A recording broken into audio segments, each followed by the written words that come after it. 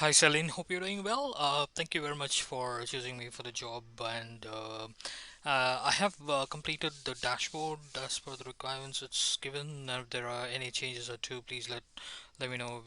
I'll be happy to assist, and we can kind of go ahead further from there. So this is the dashboard that I have created, and I'm just testing that the refresh button because I forgot to check. Yep, everything looks good. Okay, so let's start over.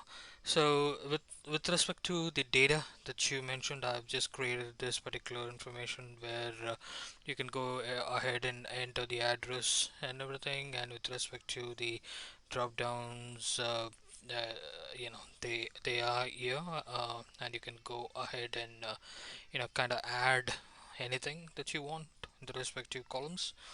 They will automatically get updated in here, meaning in the drop downs and so on. Right now, actually, I'm on I've set this zoom level to 60, but if you're actually looking at it in a bigger monitor like 24-inch or even lesser or 27-inch, these will fit right in. So you may want to, adjust this to 100%, and then you'll be able to see a better view of that and so on. So I'm currently on a laptop, so I've just set that.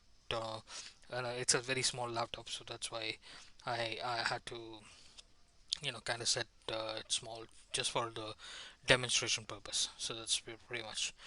Now, with respect to the dashboard, as I mentioned, it's this is going to be a very dynamic dashboard to what you uh, asked for. Pretty much like everything that you asked for is here, and much more. So basically, these information and every single number, for the matter of fact, is governed by these things that you would select. So, and if you're not selecting anything, you're basically looking at that particular yeah, almost like everything the data. So that's pretty much. So these are your slices that you have, and you will be able to go ahead and filter on it, and the dashboards will automatically get refreshed. So with respect, so let me start over here, starting with the gross commission in here. And again, as I said, if you set this to like 90% or more, you'll have a better view, and it becomes more like an HD. At the moment, I've set that for 60% on a laptop, on a small one. Okay, so let's say you want to go ahead and see all these information on a respective information, meaning the values you see here. This is your gross commission, all the respective information that you have asked this here. And let's say you wanted to see only for 2 quarters. You can just like click on one quarter, or hold the control key and click on multiple quarters, or just enable uh, informations here, and it'll automatically get updated. So you can see all the charts even at the bottom, they go get updated. And it's not just that.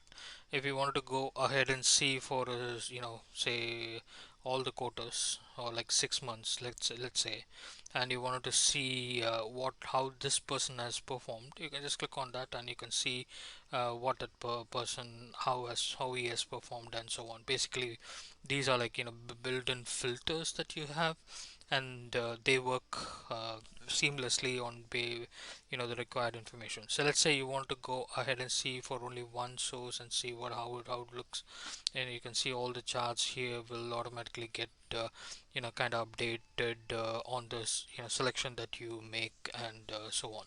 If you're not selecting anything, obviously it will go ahead and restore itself to what is completely there in the uh, data. So that is how it works. um, okay, so this is that all these numbers, everything works, and this one gives you the GSI for quarter wise, and then you have your month on month trend on a GSI, that's this. And then on a listings, what's your quarter trend, and then average, and then the list, and so on. And then we have the types right here, and then the the sales volume, that's right here. And then we have the sum of sales volume with respect to the source that you have, and then we have the agent right here, and then your month on month sales volume amount, that's the trend here, and then the agent information is in here and so on.